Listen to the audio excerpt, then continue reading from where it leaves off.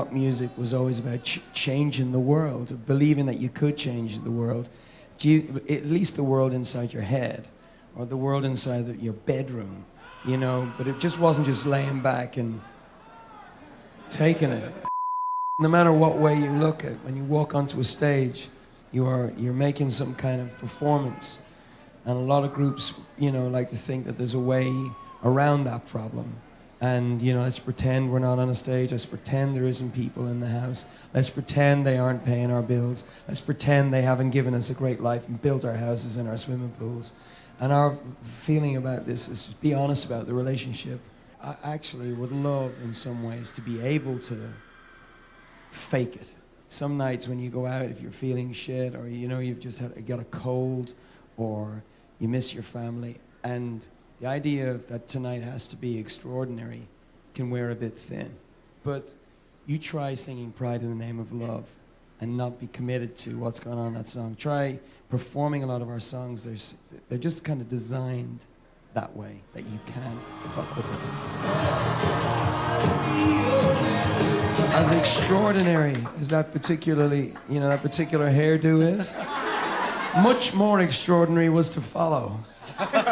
We had the mullet, right about the mid-'80s. And it's back in style again, but this time with irony. The mullet's coming around with irony, and I'm fresh out of irony.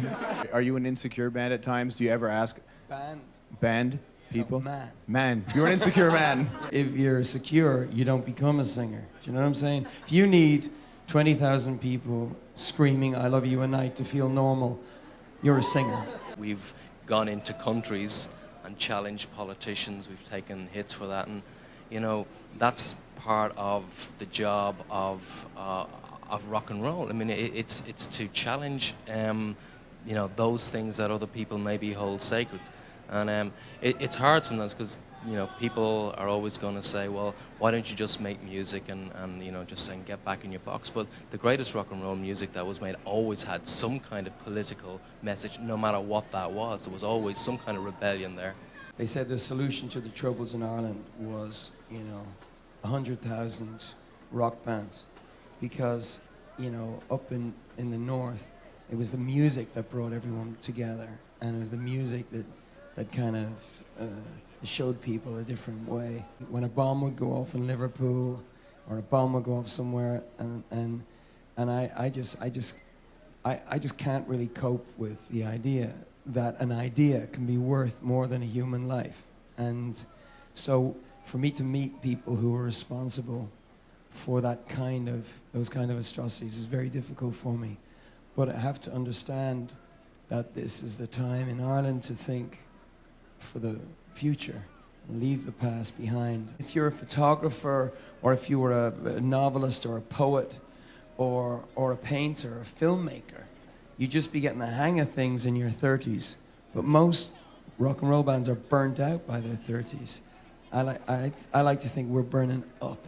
Depending on which member of the band you talk to, you'll get a very different read on what's the crap album. In fact, depending on whatever country you go to, that's the really extraordinary thing. Like if we go to you know, Europe and stuff, and actually Canada, it's like pop was a really cool crossover. So it's all about the cultural context sometimes. I think maybe our second record was the most difficult to make because we had the least amount of time and had the least number of songs going in. So that's the one that probably I'd like to do the most to. You know, there's been a lot of really crap rock bands at the top of the charts. When we say the best band in the world, that doesn't mean like you will be next week or you were the week before.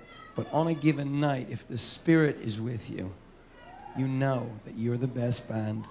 And it is a kind of bollocks thing to say, but I say it because it looks really good in the morning newspapers, annoys people, and I feel that's part of my job as singer in U2. Music, for me, is magic and love. Music is the language of the spirit. It's how God speaks to us. And that is why it is so often trampled on and why it's turned into, you know, a piece of shit. But that's what it can be, is something extraordinary that reminds you of what you can be.